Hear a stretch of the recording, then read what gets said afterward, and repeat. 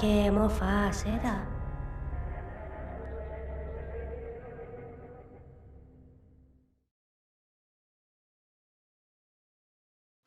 Welcome to Talking in Stations, a podcast about EVE Online. I am your host, Matterall. Today, we are going to revisit the epic battle of X-47L-Q. We brought some fleet commanders back. We're going to go over what happened there and how it affects the larger wars. Thank you for joining us. We're going to get into a few other topics as well, but that is our primary topic today. So let's start with some introductions with the panel. How are you, Carneros? Good morning. I'm good. Thank you. Happy to be here. Awesome. And back from the beach and vacation is Dirk McGurk. Hey, what's going on? Good morning, everybody. And can I just say for our audio listeners, like how red you are or brown? Not that red. It's like it's tanning up. I want to welcome you first, and then it kind of tans up. I'm hoping to be able to hold it until Vegas, because if I see sunlight again, that'll, I don't know, be different. Well, I wanted to welcome you to the Brown Club, where it's very I'm nice. somewhere in between you and Carneros, right? All right. As for FCs, let's go down the list here with Killer B. Hey, what's up, guys? We're watching the Alliance tournament. We're very happy to report NC just won. Spoiler. Okay, Asher Elias from Goonswarm. Greetings, how are you? And we have Jay Amazingness from Goonswarm as well. Hello, I wish I got more sleep. Same. And we have Harvey Skywalker from PL. Comrades, hello. I also wish I had more sleep. Okay, so let me in on this. Why is everybody so tired? Yeah, what's with your sleep schedule like? Life's tiring. Uh, I was drinking cider last night. I don't know about Jay, but how's it over in Brexit? Is the temperatures going down at least? Because in Germany it's getting more like enjoyable now. Days, so it's like cooled down a little bit, but we've had our first bits of rain for weeks of sun basically in England. It's been lovely. So anybody listening to this at some far off future time, there's a huge heat wave going through the world, especially in Europe. So everybody's baking. And in California, we're on fire. But literally, yeah, forests are burning down. All right. Speaking of burning down, let's get right into it and put some context on the war as it's going now, the Northern Front specifically. And this is where the North is fighting the Imperial Legacy coalitions. And what we've seen so far is attacks on keep stars, not attacks on sovereignty. So that's interesting to talk about in itself. And well, I mean, when you say sovereignty, I mean, I think there have been iHubs that are hit, and when you talk about sovereignty, you can talk about just the TCU, right? But I mean, the iHub is probably more consequential when it comes to that form of warfare. But I would argue they weren't hit because the iHubs were not hit because of sovereignty. They were hit because of their ability to convey the option of sino-jamming. Yes. Well, we'll get into that in a minute. I guess first we need to cover like X-47. Then actually we can come back and talk about SOV and how it's more structure SOV than it is SOV on paper. All right, yeah. So X-47 was the staging ground for Northern Coalition, and it was surprise attacked by, I don't want to say the Southerners, but I will say Imperium, and Legacy can just be a part of that. So the Imperium attacked X-47. I think that was a surprise move.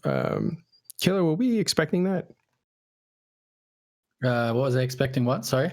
Were we expecting an attack on X-47? Because it's not the closest. They have to actually jump. Yeah, so the problem was we couldn't jam X-47 because there was some ZOF shenanigans with, I don't actually know who held that ZOF before, like Casket Imminent. I don't even know who they are, but apparently someone else held this off in X-47 before us, and so it was something that we've always sort of expected to happen at some point, but probably not as soon as it happened. But whatever. Yeah, we kind of expected it to happen, just not at this point in time, I guess. But we don't really know. In the north, they have time zone tanked all the timers for the CubeStars. They're all 10 o'clock Wednesday, so they're all in the middle of Australian time zone because they don't want to have these fights, right? So, and we were going to hit it. We didn't want to have a week between the armor and the structure timers. That's like too long. But it was going to roll over, so I had to hit it the Monday, like almost 10 days before the timer, because it was going to change Wednesday EU to an Australian time zone timer, and so it forced us to hit it earlier than we wanted to. So that provided a window for you to take it out before it could basically time zone tank. Mm-hmm, yeah. And time zone tank means that you make it vulnerable at an hour in a time zone that is so far off from the prime time of a certain group that it's hard for them to assemble to fight it. It's the wake-up call in the middle of 3 a.m. to get in a ship and to go fight something. Yeah, I mean, we have the advantage in Australian time zone. Like, we have more supers and titans in that time zone, but it's just like, just the people who are going to run the fleet have to like wake up in the middle of the night or you take off work, or depending on where they are. And so it's just really inconvenient.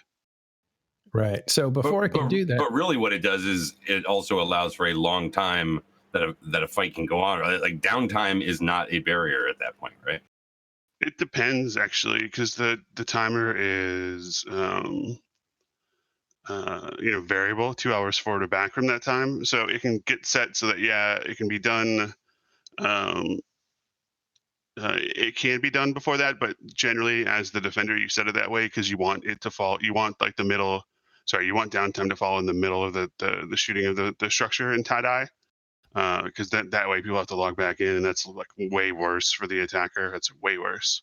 People don't want to do that, so you set it there to try and take advantage of that fact. Yeah. And again, you needed to attack it because there's this grace period that when you declare that you're going to shift your vulnerability zone in deep into the night, basically, there is a waiting period. And that's what you saw, and that's what you said. We have to strike within that waiting period to take it out. And that's why you guys basically jumped past 2 other CubeStars to attack the NC staging ground, which was a bold move because NC is probably the most powerful group in that northern coalition, that northern group. Right, so that gets attacked, put into, you destroy the shields, then you come back the next day and there's a huge fight to destroy the armor of that CubeStar. And once the armor was successfully destroyed, and in that fight, there's a huge trade of Titans. In other words, how many Titans were killed in that battle? Do we have a tally on those? 27. We killed 29, and they killed 27. Yeah, and it was including a Vanquisher for the Northerners and a Moloch for the Imperium, right? Yes. One each faction Titans. To which Killer B said, "Hey, hide the faction stuff. We don't want to give them easy propaganda points by dying with expensive stuff. Hence, no faction kill a had not much to do with the propaganda. It had something to do with the personal goals we set when we defended the CubeStar, because we knew it was going to die, and the only way for us to pull a victory of some sort out of it is to make it more costly for them than for us. At the end of that strategy didn't work out, but that was the only way we could. We had 2 options, right? We could either just completely blue ball all timers in X47, just like not show up for any, but that's obviously not very good for the member morale and that kind of stuff. So we figured, okay, so we're going to fight. We're going to try to make it more costly for them than for us, so that at least, we can say, okay, well, you killed a CubeStar, but we killed more ships than we lost or whatever. Like I said, in the end, that didn't work out, but that's the strategy I decided to go with. And, Was that announced beforehand? Like, hey, guys, T1 Titans, not this fancy stuff. Well, I mean, I told the NC people because they obviously actually like 99% of the people at NC that own a faction Titan also have a regular Titan. And I told them I would appreciate it if you would leave the faction ones at home, because they are just going to be like their number 1 targets. You're just going to lose them in a pretty unspectacular way, just getting DD volleyed off the field. Well, I guess it looks pretty cool, but DD volleys look pretty dope, so I like that. But yeah, that's pretty much what I did with the NC people. But yeah, for CO2 and Dead Coalition, they obviously can do whatever they want. So yeah, I just wonder if those people were disobeying orders, or if you had just said like, I have an idea. No, nobody disobeyed anything. I didn't specifically tell Sword Dragon or Gigix's wife or whatever to leave the Faction Titans at home. But But once I got out in space and looked on the horizon, I said, "Yo, put that shit away." Yeah, once I saw, I didn't really like. So when you jump in that huge amount of of a blob of Titans, right? We had like, I think on the first time we had like 290 Titans or something, or 300 roughly. And when you jump in that amount of Titans, there were obviously separate Titan fleets, and at least in my fleet, there was no Faction Titan in my fleet, and then there apparently were some in others. I obviously didn't see until they were jumped in, and then when they were already jumped in, I was like, okay. So one nice thing about Perpendicular B is that you have especially when we're more than one jump out, you have the advantage of seeing our numbers before. Yes. Did you think initially that you had more Titans, less, or like about the same? No, we knew exactly how many you had, or pretty much exactly how many you had and how many we had. And in the first fight, we were outnumbered by about 50 Titans, something like that. And the second, or like 30, 40 Titans. And the second fight, we were probably outnumbered by like, I think with Tappy in the end, you had like 410 or something, and we had like 370 or something. So we were outnumbered by like 40 again. But I have 380 in mind as our number, but I'm not sure about it. That's why I thought we had 380. Yeah. There was with Tappy, there was like 408, I think, in OTech N when the last scan that I saw. Anyway, so basically, in the first fight, so in the second fight, obviously, I knew, in the second X47 fight, I knew how effective the Energizers were going to be. But in the first fight, I was really confident that even though we were outnumbered by about 50 Titans or 40 Titans, I was pretty confident with the Hull Energizers, we would be able to trade favorably. And I mean, it did work out at the start for some reasons. I don't think the Energizers had much to do with that, but we did trade favorably in the start of the first X47 fight. But then towards USTZ, it shifted heavily in your favor, which is why we ended up de-aggressing and calling it a night at that point. And then I definitely think the tether was the stronger advantage than the CHEs. Yeah, for sure. But the tethering didn't really work how we planned it to work either. But yeah, so that was pretty much the first thing. And then on the second fight, it was just all kind of wonky and, We'll get there in just a second. Okay. So there you have the first fight over the armor timer. There's 3 timers per keep star. The second one is the objective is taken by the Imperium with a really fair trade between how many Titans died. So it was a big battle, and it was pretty much a fair battle. And that set up the third fight, which happened last Wednesday. And so everybody decided to come to this fight, and we were broadcasting it live, and there was basically 5,000 people fighting, or 5,000 characters in game fighting it out, and most of them in some pretty spectacular ships. And this is basically the third. I know Boat has some statistics. I don't always take his statistics, but Falcon told us that it was the third biggest fight in EVE history as far as population in a system. And it was really one-sided for a lot of reasons that I want to go over now. Like, this fight wasn't like the one before. I just want to point out here, like, who cares? Like, I know CCP likes to put out these, like, oh, this was the biggest fight population-wise, but that doesn't really matter to me. It's like, cool, we got 6,000, whatever, how many characters in system. This time it was only 5K. But I want to point out that when everybody was jumped in, we had like 800 Titans on grid. And that is by far the most Titans that have ever been on one grid ever. BTEC R compared to that is a fucking joke, right? Like, there was so many Titans on grid, and that's, I think, what stands out in this fight, which is why, in my books at least, this fight was way more spectacular. Although the fight itself wasn't exactly spectacular, but the whole, like, the assets committed was just way more exciting than 9Tech 4. And 9Tech 4, nice, we got like 6.3K or whatever, how many characters in system, but it was nowhere near this in terms of what was actually sitting on grid in terms of like committed assets, and it was just huge. The funny thing about these fights is that, like, literally it could be 2,000 people in system, and we can have the fight if if we could just get so much of the cruft to leave the system. The tourists. Yeah, exactly. Like we can bubble the gates with big signs that say like, VIPs. Tried that in Navula back when we killed the Navula Keepster, the first one ever dropped in K-Space from Project Mayhem back then.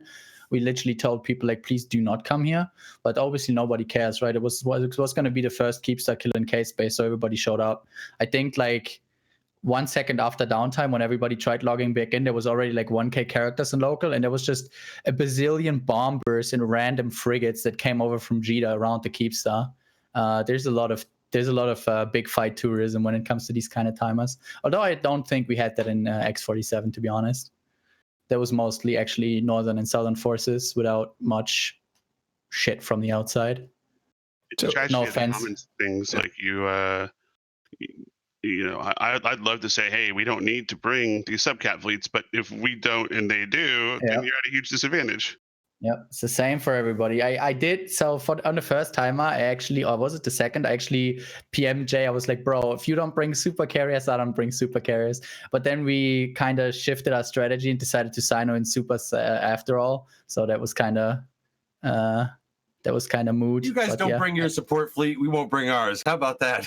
I mean, we brought our support fleet. We didn't bring our supers or our carriers actually in. They stayed in the mid. Yeah, but that's like that. Those kind of conversations do happen, and sometimes somebody actually honors them, and that's cool. So so let's talk about that. When the fight's breaking out, I think this is a very important thing. The defenders have to come in second in order to check the range of the attackers, because the attackers can appear anywhere. So you want to make sure that they plant first, so then you can then respond appropriately and be within range and stuff like that. So we signed in second because it usually, especially on a Keepstar fight like this, it somewhat allows us to control range, where we can sign in on a spot where we are only in range of half of their Titans, but we can hit more comfortably, and we can decide when we DD volley and stuff. And it worked pretty nicely on the first X47 fight. Unfortunately, in the second one, because there was so many more people from both sides on the grid, and we had a boson going on and all that stuff, it didn't really work in our favor. The problem with Sinoing first when you're the Keepstar defender is that when we Sino in first, and let's say we choose position A to do that, right? The attacker have the advantage of being able to just Sino in on the opposite side of position A in a way that we would be out of range completely of their Titans, and then we would have to reposition our Titans on grid, which is really uncomfortable when you try to move around like 300 Titans, 400 Titans on grid. You don't really want to warp them around or whatever. So that's why Sinoing in second as the defender is usually necessary. And sometimes it sucks. Like in this fight, it did hurt us pretty bad, but whatever. It didn't really, I don't think it would have changed the outcome of the fight much. What was going on in OTAC N? That's the midpoint that the Imperium uses to get into range of X47 from 6 RCQ. We decided to put a Hicta trap there. The plan was for us to keep a majority of the Titans and Supers bubbled on their midpoint Fortizars long enough for the Keepstar to maybe even repair. We were hoping for some tie-dye in OTAC N. Our plan was to Sino in, or we had like 200 Hictors or something, and then an additional subcap fleet on top of that.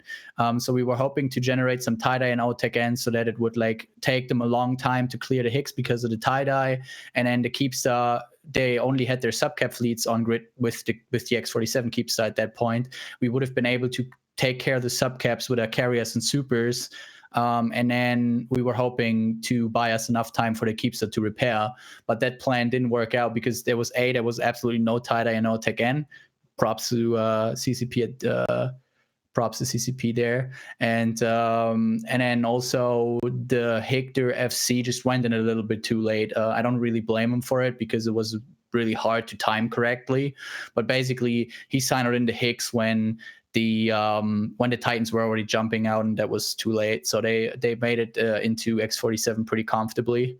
So, and I mean, at the end of the day, I think it was a pretty good, because it gave the super carriers something to do of the Imperium. They got to frag like 200 Hictors, so that must have been pretty fun. Yeah, it's quite a big bill. Hictors are so expensive now. That was the strategy behind that. It it was kind of a, you know, it had a very low chance of succeeding, but it was a strategy. It was like, okay, at the end of the day, it was like 60 bill worth of hectares in the grand scheme of things. 60 bill is like 2 days of mining. So, you know, whatever. And it could have worked. So why not give it a shot? And it didn't work out, but that's fine. You know, like I said, I don't really I don't test anything on Sissy. I just do it on live. And that was one of those things I always wanted to try. Carneros? Yeah, well, if you're a newer Eve player and don't know what he's talking about, a heavy interdictor is called a Hictor in slang, and a heavy interdictor has an ability to pin down a super capital better than pretty much any other ship. So he's talking about a trap where he set up in system a whole bunch of heavy interdictors and logged them off so that they could suddenly log in, appear as if out of nowhere, grab all your stuff and hold it down for something else to come and kill it. Is that a fair description?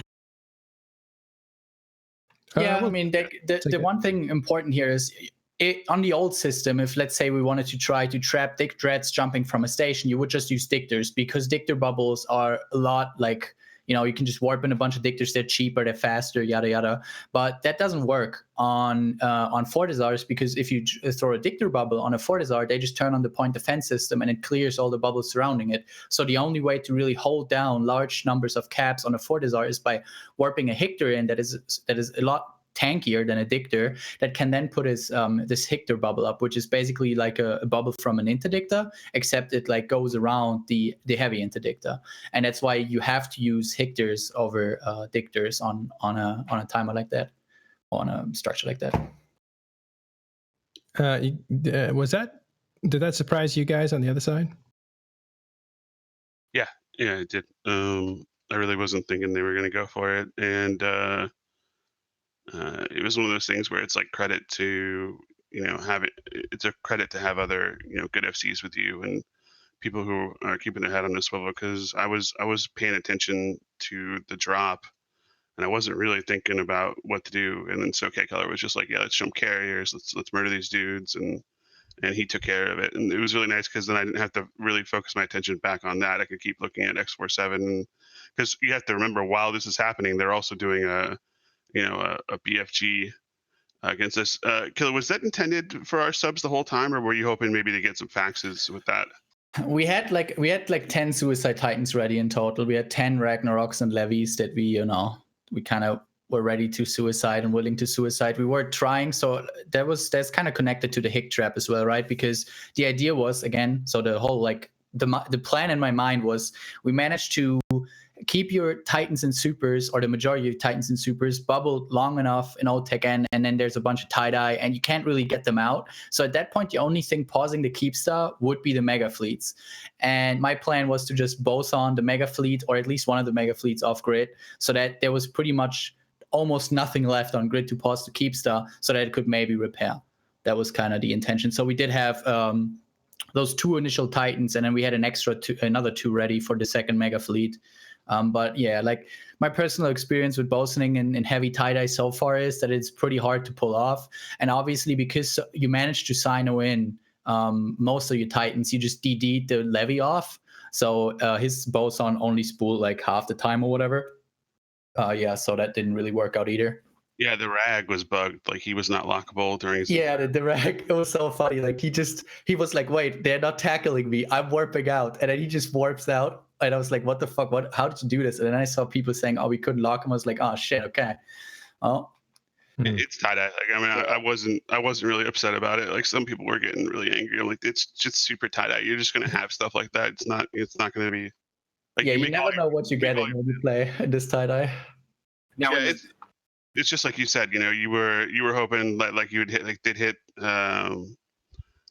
tie-dye and attack N, and you just make your plans around, you know it's going to happen. You know when you jump in, you're going to lose people. You know, like all this stuff is known, and so you just make your plans based on that information.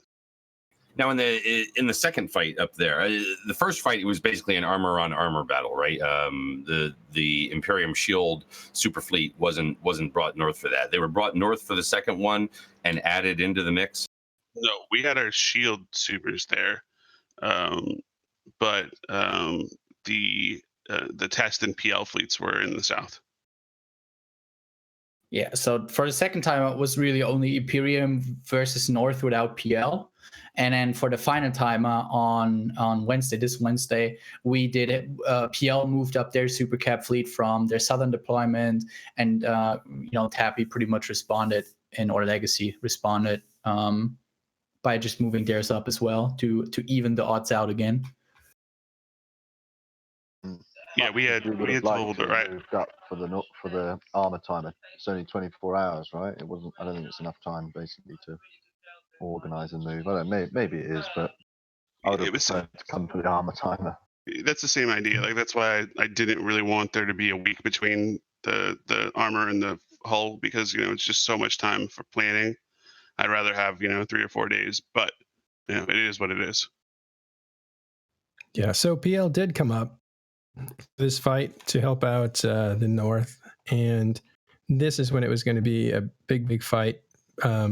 There's some strategy deployed to try to slow down Imperium coming in that we just talked about with Hicks, and then the Imperium does come in and the North does also come in, and so you're both in system. And some of the images that we're seeing. What happened there? What went wrong to make this kind of a landslide for the Imperium to win? So from my point of view, what went wrong was, and I know, I know that all the lag and DC issues were as bad for the Imperium, but the Imperium had a way better infrastructure set up. I think their coordination overall is better because they had all their people on one comm. So it's just because it's the Imperium, right? You have, I think you had like 2,000 people in Op 1 or whatever. Yeah. It's all the people in one mumble pretty much, and that's obviously a big advantage having this infrastructure set up, right? Whereas we as a sort of I like internally, I like to call it CFC 2.0 in the North at the moment, because that's what it feels like to me. We are having the same, are very striking, aren't they? Yeah, exactly. Like we're having the same issues that the CFC had towards the end of their lifespan, where like there's just these problems with all these different alliances that are part of it. There's communication issues. There's these kind of problems, and that's obviously, we try to avoid that as much as we can, and it's getting a lot better. It was terrible a couple of months ago, but because of this war, we've really started to work on unified infrastructure, unified timer boards, unified comms, and all that kind of stuff. But it is still something that the Imperium has a way better infrastructure set up for, and that was one huge advantage for them. You know what's giving me the most joy out of anything in this war? It's not killing a bunch of Titans. It's not winning any timers. Not blowing up a Keep Star. It's just having to imagine you having to talk to Mrs. Gigax and deal with her like I had to for like the 5 years that I dealt with him when he was in the CFC. That's right. There's nothing better for my morale than knowing you have to handle Gigax and I don't. Oh, it's so nice. Yeah, there's definitely some exciting moments, especially some of the subcap fights we've had. I told my fleet good fights in local. For me, the fight was over, and then suddenly I see Gigax's wife warping in with his fleet on top of the goons again. I'm like, oh my god, what is he doing? Yeah. I guess we're going back in. But wow, she is tenacious. She is. She definitely has a lot of the attributes of a husband. There's a foolproof plan to beat Mrs. Gigax, and that's just make sure you kill all the Rex, because Mrs. Gigax never learned how to probe, just like her husband. And so if you don't want him warping on your fleet, her warping on your fleet, just kill the Rex. We should be clear that Da Vinci and Sebastian are actually in charge of CO2. That's what they said officially on this show last week. Yes. But yeah, there's we can explain that later. Actually, I'm not sure I want to get into it, but the idea is that the fight's happening, and NC is just not able to collect themselves into a rhythm, or not able to penetrate the dual tanked Erebuses, or what was going on there? Why was the trading so one-sided? The problem is, so for my fleet, for example, of the 200 Titans we had, I think when I asked for access and people that were ready to DD, I got like 50. And Imperium did a good job dual tanking their buses. So we actually thought about dual tanking for this kind of fight as well, but something that we did not consider was just taking off the guns. In the first X47 fight, we actually managed to kill a couple of Titans with guns that were just out of range of fax reps. So we didn't consider taking off the guns. And you can't really fit a good dual tank on the Erebuses with all the guns. It is very hard with CPU to fit. So to reasonably have a decent dual tank, you have to take out the guns, and it's something we just didn't consider, and that worked out. But in the end of the day, I don't think at the end of the day, I think one of the buses, the first target we called, he tanked because he was dual tank, and I didn't have enough DDs on him. At the end of the day, if you want a dual tank, then you just have to use more DDs to kill him, which is something that allows the Imperium to trade more favorably again. And then basically that, when I learned that they were dual tanked, and that combined with everything was spaghetti. All my clients were DC, like all my 3 Titans were disconnected that I jumped in, and all my other clients, my subcap character and my carrier, like everything was disconnected. And I just didn't feel comfortable continuing the fight when we had already lost the initial volley. The initial volley is very important because it's a huge morale thing. In the first X47 fight, we DD'd like 4 Titans off the grid immediately, and people were getting excited. It was like, oh, we just killed 4 Titans. Let's get more people in here. And it worked the other way around on the final timer. The Imperium DD'd 6 of our Titans off the field. We only managed to kill 1. And on top of that, we had these huge issues with disconnects and all that kind of stuff. We just had to call it. And for me, I personally, in my mind, I had to call it. I didn't feel comfortable continuing the fight at that point. So I told everybody to just, whatever. The fight's lost. Let's just call it and pack it up. And that's what we ended up doing. Obviously, in a fight like that, with that much tie-dye, the extraction is going to be sloppy. And I think the Imperium managed to kill, 10 more Titans or something? I want to point out that 4 of the Titans, so this is actually a bug or whatever, but 4 of the Titans that show up on Zkill and that generated an in-game kill mail are actually alive. I want to say that, okay? There was some weird bug. There's some weird bug where they were disconnected, but they were still sitting on grid, but somehow they were shot. But then when they logged back in or tried to log back in, the server did some math and they regained hull, and they were like, basically, I don't know what happened there. Like, honestly, I have no clue. But the TLDR is the next day, those dudes logged in. 4 of those Titans that are on Zkill and that did generate in-game kill mails are actually alive. And they're still sitting in their Titans at the moment. I know exactly which ones you mean because they looked strange. They were a visual artifact on the field battle after NC and folks left. They're zombie Titans. Yeah, it was very interesting. Yeah. I had 2 Titans in the fight too myself, and neither of them were able to actually do anything. I just had to keep trying to log them in. No module function, no doomsdays, nothing. They just looked pretty. Harvey? Yeah, my guys sort of reporting to me a bit of brain in the box error, they were saying, because they were losing skills. They couldn't jump out after de-aggroing and tethering because they apparently, Eve was telling them they didn't have jump cal 5. In fact, they had jump cal 0. So, if it was something like a brain in the box issue and the ships lost all their skills, they would lose all their hit points. They get DD'd when they've got less hit points. That kills them apparently, and then when they log in and Brain in the Box tells them, how many skill points they've actually got, they regain some hit points. It seems to fit. I am no expert, but I think Brain in the Box might be at the center of a lot of the disconnects. They seem to happen when skills are calculated towards an event, but that's just me as an observational point. We have some questions from chat. We'll actually put them out there. Yeah, and just hold on real quick before you ask that question. But I just want to go back to the dual tanking. Were people actually dual tanking, i.e., shield and armor, or something like that, or were they just doubling up on EM therm? It was with shield hardeners, and shield hardeners are a big deal. Something you have to keep in mind: if you fully EM pimp an Erebus, the shields of the Erebus alone can tank 6 Avatar Doomsdays, because you do 1.5 million damage. EM damage with an Avatar Doomsday, but you can crank up your shield resistances to 95%, something like that. So only 5% make it through, and then the average Titan is 500,000 right? So you can see that soaks up like 3, 4, 5 DDs. That can be significant for the DD volley battle, of course. Now, Asher, was there something about the other side of what I was asking there about doubling up on EM and Therm, knowing that Northern fleet is coming in all armor and therefore basically going to be shooting EM Therm?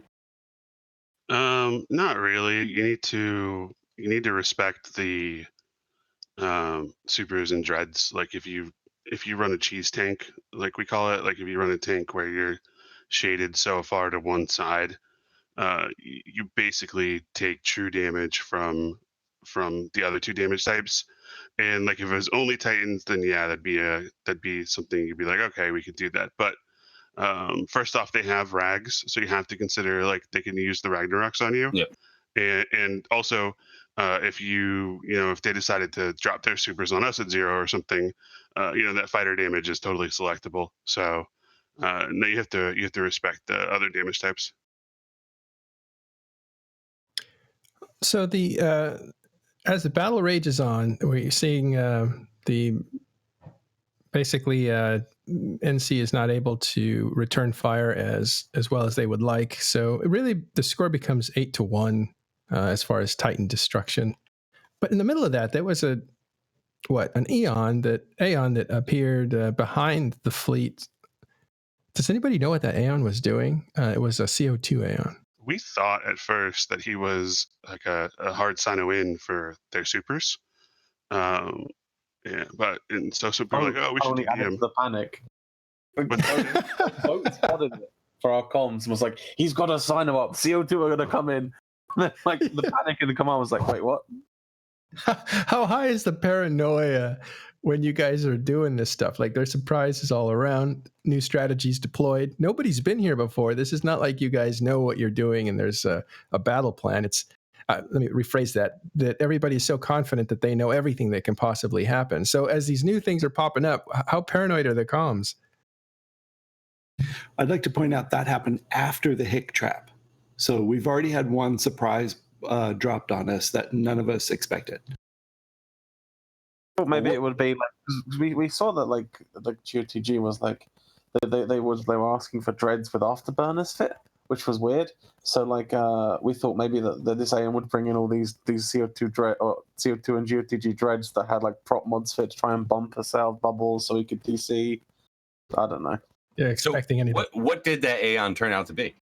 The dude that whooped from, I think he whooped from the Fortizar or something like this. Yeah, so the Keepstar and got caught in the drag bubble. Yeah, he warped between the Fort and the Keepstar and whatever. You always have those guys as well. Like, yeah, we had, so after the armor timer, we had 14 of those ghost like supers on their Keepstar. That was like 14 DC'd but still in the game supers sitting at 0 on their Keepstar, and we got like 7 of them to log in. But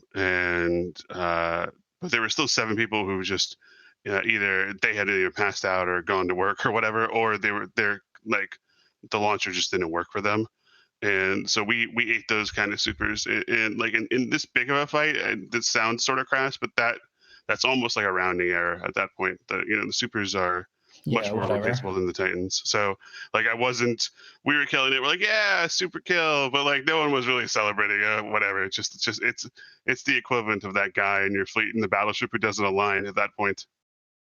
Why in this fight, knowing that the Keepstar was probably going to die, why not drop the heavy tackle on top of them on the keep? I was worried the server would die. That's like, I had a lot of super pilots who wanted to get on that Keepstar Lost Mail, but can you imagine if we brought them in and they all launched fighters at the same time, and then the server crashed and the Keepstar lived? Like it's one of those choices that you have to make. Keepstar lived. Yeah, it's one of those choices that you have to make when you're FCing that are one of the hard choices, and like you don't feel great about them, but it's the right choice for the overall campaign and for the war, if not for that one person. There were way more people there for the final than there were for the armor, and obviously PL was there and Test was there, Legacy was there. So that server was already groaning. And you talk about the amount of carriers and the amount of supers and dreads that we have. You bring all those in, you try to add another. That's like 1,000 people, maybe more, to that server that's already dying. That sounds like a bad idea. It sounds like a bad idea to me. And for the record, for people out there, when I said heavy tackle, I meant super heavy tackle, like super heavy tackle. We call them jump hictors. Jump hictors, wow. It's like ghost riding without the ghost riding. Without the ghosting part, yeah. Without the ghosting part. Just ride. Riding dirty. And I saw Explain that. You should explain ghost riding. Ghost riding used to be a thing that I don't actually know who invented it, to be honest, but I know we did it a bunch with. We did it with a bunch with Black Legion. I don't know if anyone else. It could have been PL. Yeah, I honestly, like I said, I don't know who invented it. But basically, the idea behind it was that you would put a Hictor into your carrier, and then you would jump with the carrier to a Cyno on top of, say, I don't know, something you wanted to tackle, a bunch of supers, and then you would jump out of your carrier into the Hick, because you can swap ships right from the ship maintenance bay, right? Like if you sit in the carrier, you can just right click in the ship maintenance bay and then board ship, and then you hop in the Hick out of the carrier, and then you lock up your own carrier so that nobody can board it, and you just tackle the target. That was ghost riding, and well, the big version of that. That's why that meme came up. Yeah, I always like that. Ghost riding was awesome because you would hear like the amount of fear that supers and cap pilots would fear. Like there's a ghost rider in the area, and they'd freak out.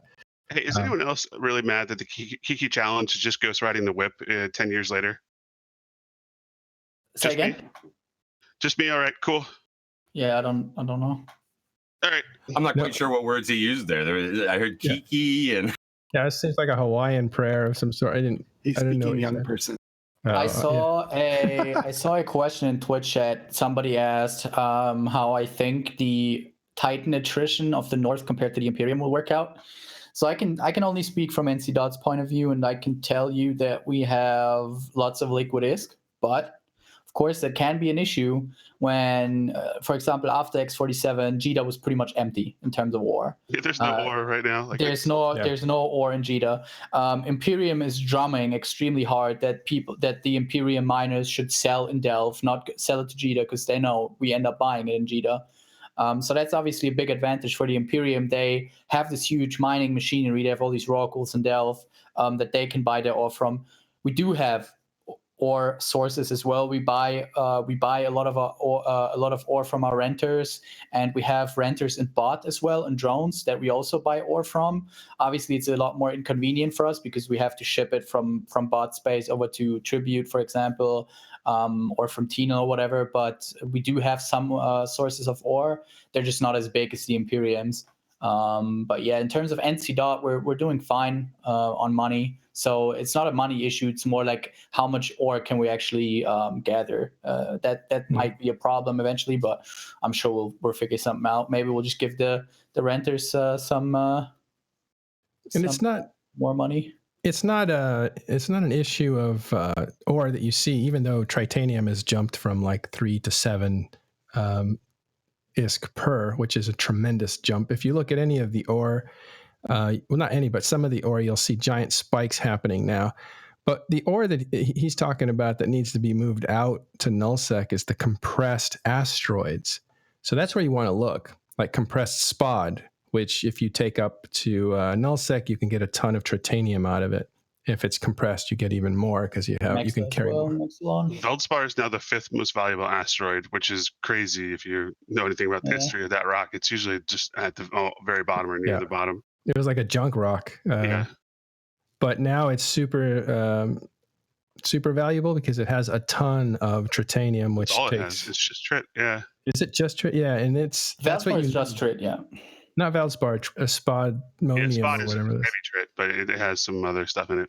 Spod is trit, pyrite, and Maxilon, and especially Maxilon is very valuable, as well as Nice. But if you look at the compressed asteroids and how they're completely sold out, and if they're selling for really wildly high prices, that's the strain on the market that you're seeing from nullsec needing to replace the ships that are losing. That's always been like when you go back to the changes that they made, right, with module compression years ago and everything, right, and how everything needed to turn over to where they introduced, the the higher compression rates for ore and all that kind of stuff, right?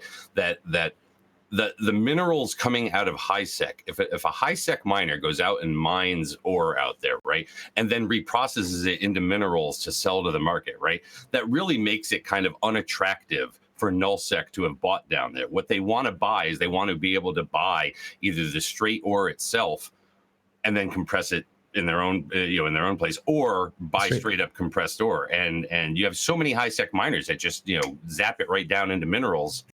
Yeah, they can't carry that.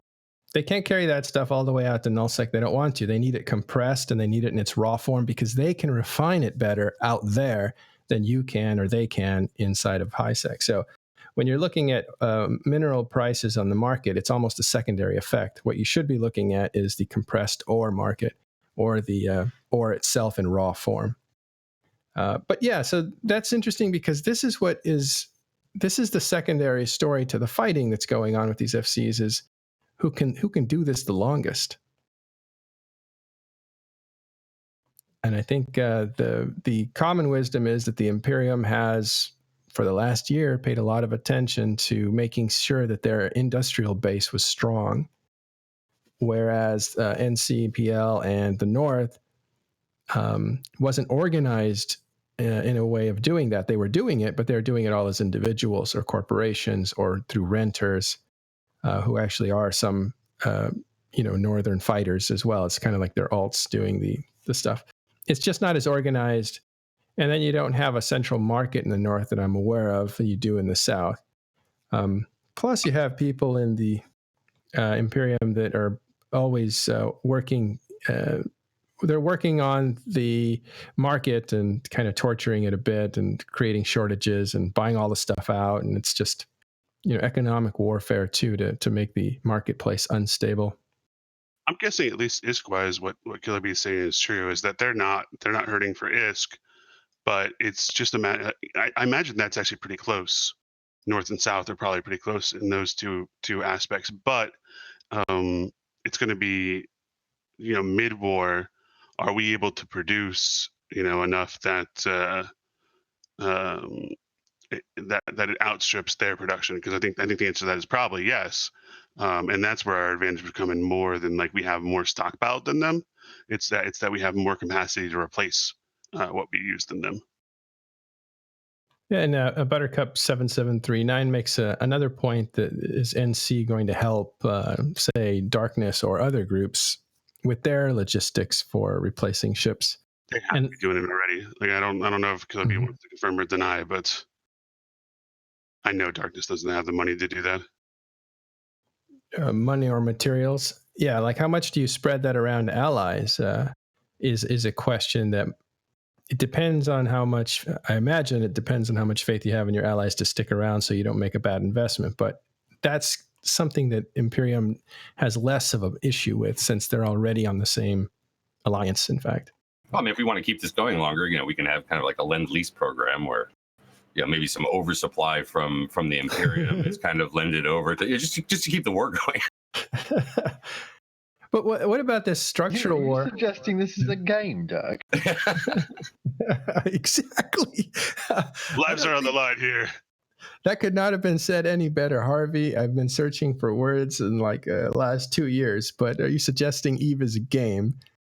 Is the perfect way to but along those lines, right, of a war of attrition, type of deal, right? That the longer this goes on, the more fights you have like this, where you're trading, big ships like this. At what point do you sit there and say, look, the armor timer is the important timer, and if this is going to be Titans Online when it comes to sieging, even the largest structures in the game, right? What's the point of the defender to really defend? I mean, it's really just to get a pound of flesh, right? They're hoping to get a larger pound of flesh. And if they can't do that, then what? Because those Titans are going to kill that Keepstar. There's no repping that Keepstar. There's no helping that Keepstar. The damage is, just persistent. At what point do you sit there and go, well, we'll fight on armor timers, but not on shield? And I'm, I know some people will look at that and say, oh, well, that's a coward's way out. You don't fight the final timer. But at what point do you, risk those assets over something that is going to die anyways? Well, a coward's mother never weeps. That's one thing that we know. It kind of warms my heart. Yeah. I think one interesting thing about this is that wasn't discussed is that the Keepstar had 2 of those plates fitted, which made the armor timer just last like a lot longer, especially in tie-dye. That really adds up. You add those plates on it doesn't increase the damage cap. It only increases the amount of armor that the thing has. So it's just more time shooting into armor. So you can make these armor timers last a very long time.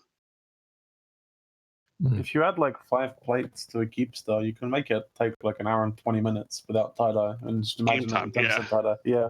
Multiply that by 10. Yikes. Now, one of the things the other day, I just happened to see it. I was away, obviously, for the fight this past Wednesday, right? Some guy named Doom Chinchilla, I think, was tweeting about was tweeting about something that had to do with kind of the server stability, right? And I think that server stability is probably one of those things that we should discuss, because it has not just some of these fights, right? It's not just been about we've crowded the system so badly that the server can't keep up with it, right? We've had other stability issues, and then the other day, there was a DDoS that was going on around about the time that. I don't know if it was when one side or the other was jumping in or just during the fight, but how are these things truly affecting kind of not just gameplay in these big fights, but more generally? And are people out there beginning to kind of, really get fed up with it? Not just Summer of Rage get fed up with it, but really get fed up with it?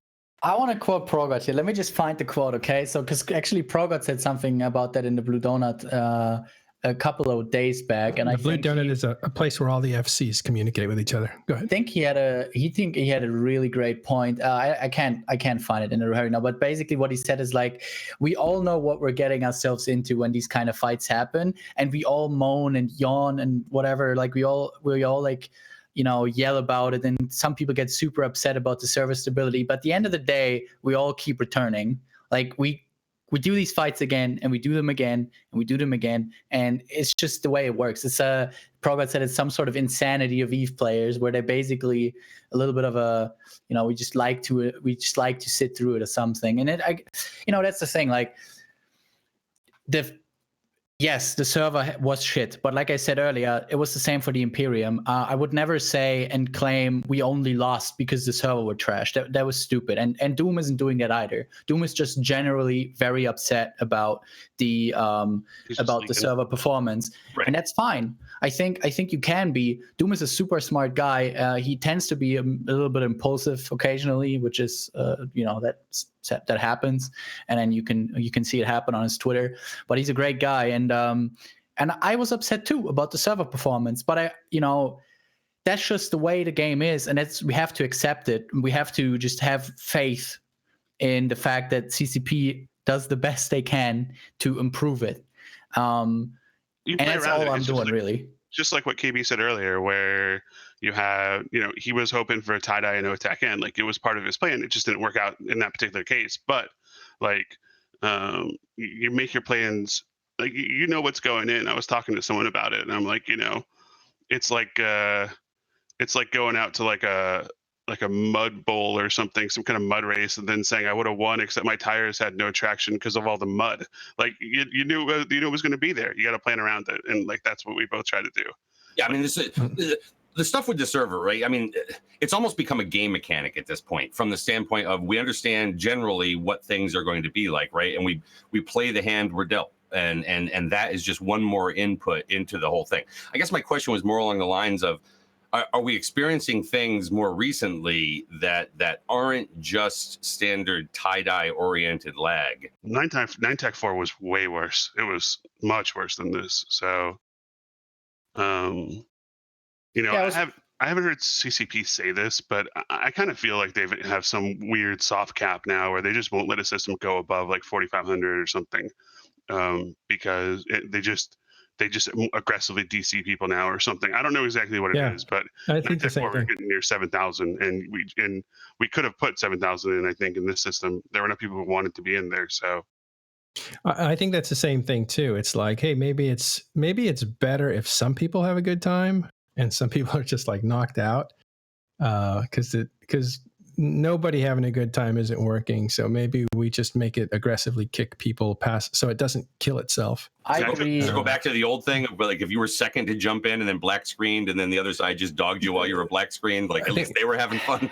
I agree with Apple Pair though. I think like the problem, and I understand why we're talking about it, and you know, in a fight like that, it does play a role. I always say it's player versus server. But like I said, it affects both sides. So it is pointless to talk about it, in my opinion, in terms of when we discuss a fight on this, because it affects both sides. Now, maybe it has affected one side worse than the other. Maybe it didn't. It'd be worth talking about if like neither side could actually even get into the system, and then there was no fight. But yeah, but that never happens, right? Like that basically almost never happens. It is a bit meta, so maybe we can move on to a different. Because we talk about it on every show now as well. Like every single show I'm on, everybody like keeps talking about server issues, performance. Deal with it, right? Like blame Dirt. That's just what it is. They'll work on it. They'll work on it. I'll tell you who I feel bad for. Who I feel bad for is I feel bad for the pleb in Goons who only owns one Titan, because like that one Titan can be out for like multiple hours of real time. So if you don't have like 3 or 4 Titans, you're not getting the real full experience. So that's what I tell the guys, like, man, that lag kind of sucked. I'm like, yeah, it sucked for me too, but I just had one Titan in almost all the time. I mean, I'm only a person with 3 Titans. Like, that's sort of an embarrassment. I'm embarrassed to admit it, but I only have 3. So I need to step my game up. I was work mining this weekend, but you know, that's the way I tell them: get more Titans. Yeah, and again, I wasn't bringing this up from just a standard big fight tie-dye experience, right? I mean, that is the thing that gets rehashed every time a big fight happens, just from the standpoint of we know that there's going to be these things. But, you know, I mean, CCP put out their own dev blog, you know, very recently about the server issues that they've been having outside of just that kind of environment. All right. Let's look at SOV a little bit, because obviously the South is coming up and destroying structures. And they're only taking over SOV when, if they even are, it comes to destroying iHubs and softening up the systems where the structures are. Is this the new SOV war? Is it really structure war? It has been forever. Like basically since Citadels were in and Fazizov was in, that's how you fought wars. So that's how you fight wars. When we kicked CO2 out of Tribute, we only killed key strategic iHubs and then just burned through their structures until to the point where they just didn't contest timers anymore. They basically gave up and then they left. And that's how you fight. Nobody is insane enough to try to win every TCU, every this and that. That works on a campaign like Providence, what PL did in Provi, I think, because the Provi members care about their flags and stuff like that, you know. And there's multiple ways to fight this, but in a big scale war like this, that's how you do it. You just kill key iHubs in systems with important citadels in, so in Keepstar systems, for example, and then you go for the structures. And eventually, once all the structures are killed, once all the damage is done, I mean, Asher and Jay both said it plenty of times, it's not an invasion. They have nobody that can live up here. They wanna keep us from making money. They want to keep us from growing our industry, which they are growing at the same time in the South, and they want to inflict as much damage to us as they can. And that's exactly what they're doing. They're just dealing damage. They're keeping people from mining and making money. And that's a valid strategy. There's no reason for the Imperium to ever leave Delph. They have like a paradise down there, right? So why would they leave it? And that's just how you fight these wars these days, really. Like, I don't... There's no region that has a bunch of minerals that we would need up there. There's no there's no shortage of technetium in the South, is there anymore? Mm-hmm. So that's there's no point in fighting wars just to take someone's space and then live there. That's one of the I know I haven't talked to Caleb in a long time, but that's one of the things that Caleb kept hating on. It's like there's no reason for anyone in EVE to move around, which is one of the problems, right? Because there is no resource A, resource B that you can only get in certain areas. Everywhere you can have everything, right? We can have all the minerals we need in Tino and Tribute.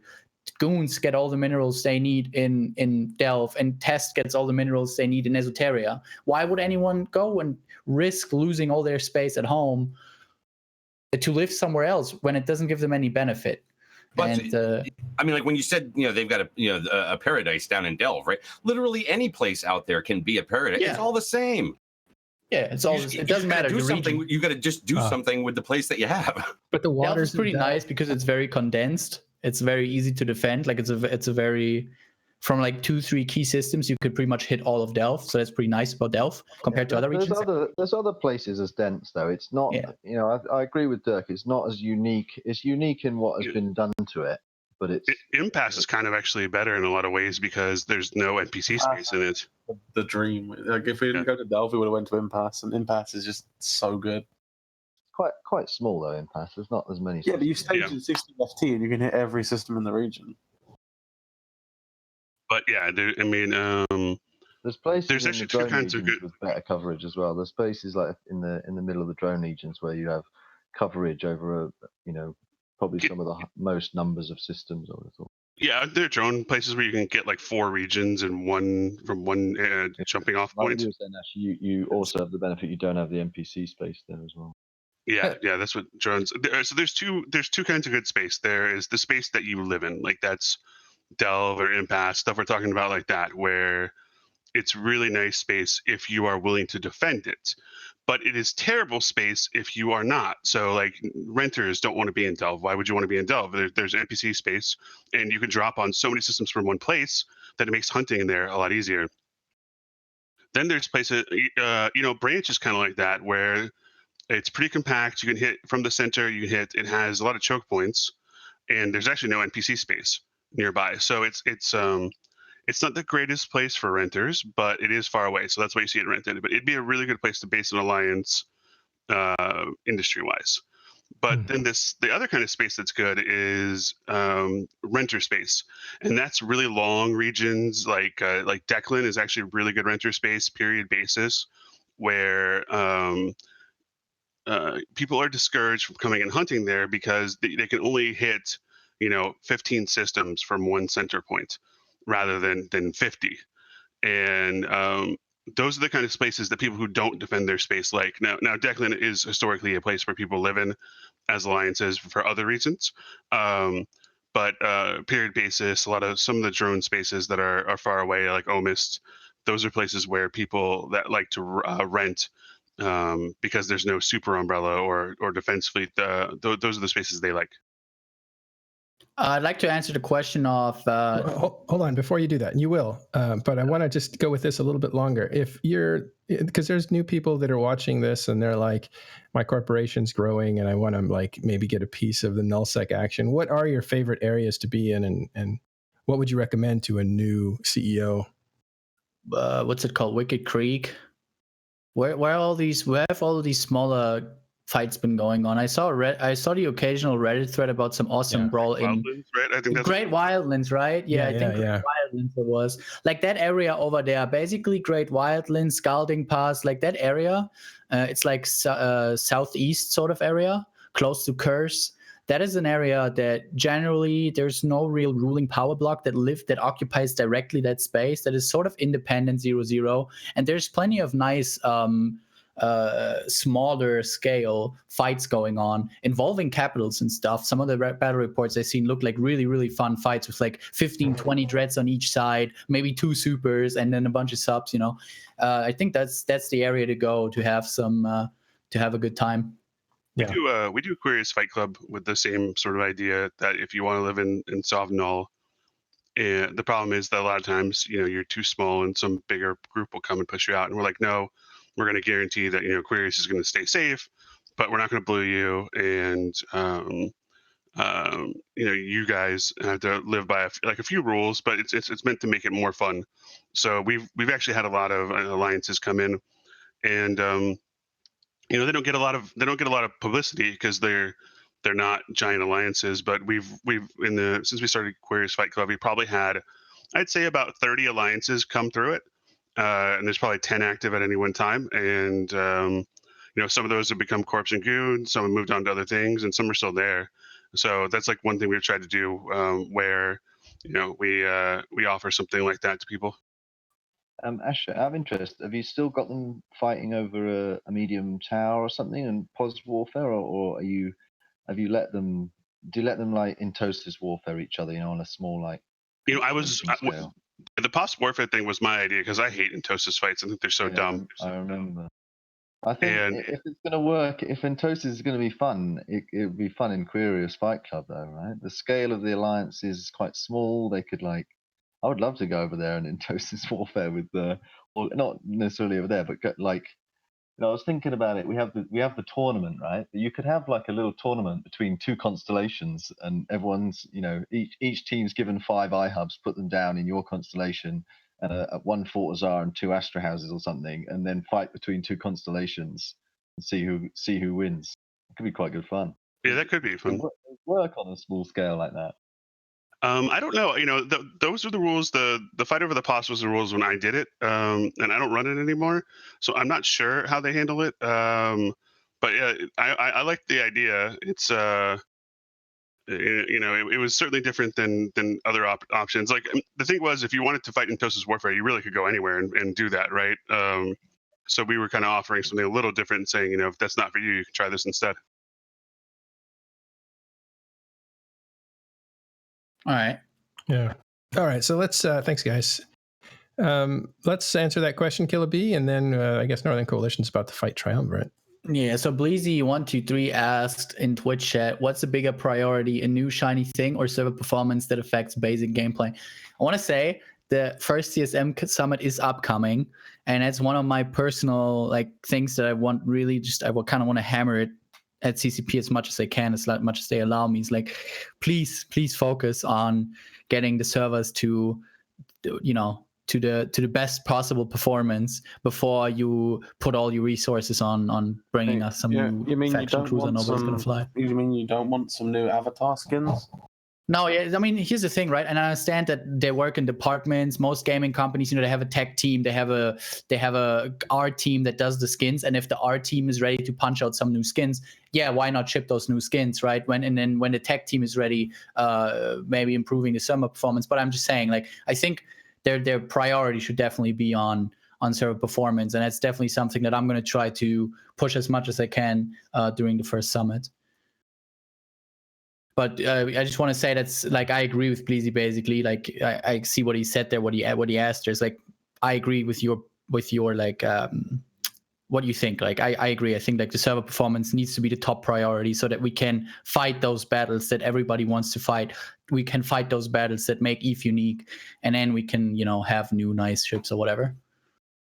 It is hard if you're a company like CCP. It is hard to sit there and hold skins that you have done by this other department or ship remodels or whatever, and just hold that while this other group works on server performance. It's completely unrelated, but you don't want to send a mixed signal. Unfortunately, it also means you're holding back on some potential revenue. I'd like to point out that the kind of people that can work on the server and fix it are relatively expensive, relatively few, and hard to talk into moving to Iceland.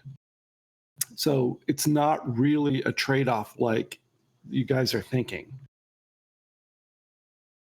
I wonder if they could do a remote work situation or something. Well, anyway, if we're talking about the game itself, then we've run out of topics in the game. But in reality, we had a topic we didn't hit. We'll have to defer it to declarations of war with Artemis Albosa. You may want to listen in on that and see if he talks about Red Alliance versus Dream Fleet, and there's a big conflict going on there. We're trying to figure out who's on whose side, and we have some information on that, but that is a section we didn't get to today, perhaps next week. Also, we want to talk about the fighting that's going on at Wicked Creek. We have some people there that we're in contact with. One of my friends in real life is actually in the middle of that.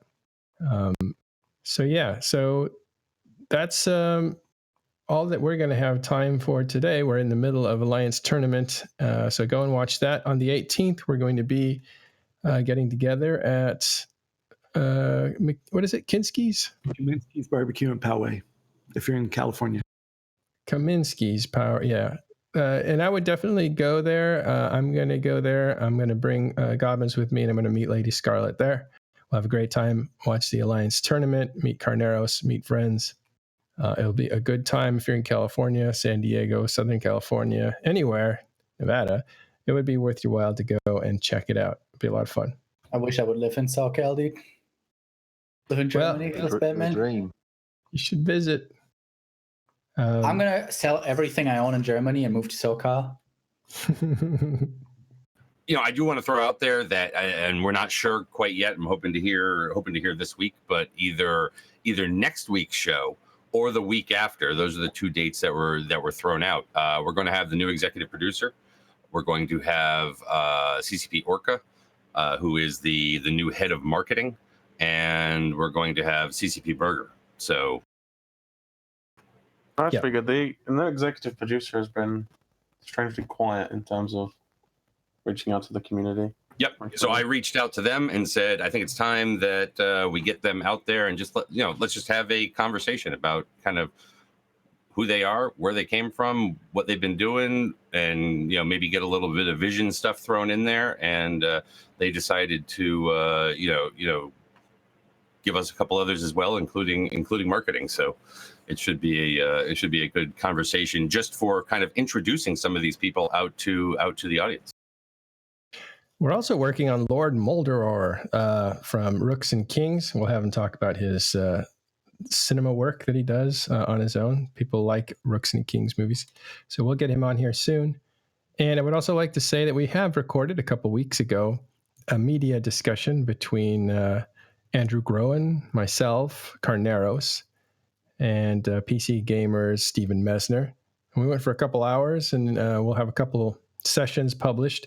We've already shown the raw footage to people who are Patreon subscribers to give them a little bonus. They get to see the video and the raw footage, and what I'll do is cut up the audio and publish that for the rest of the population.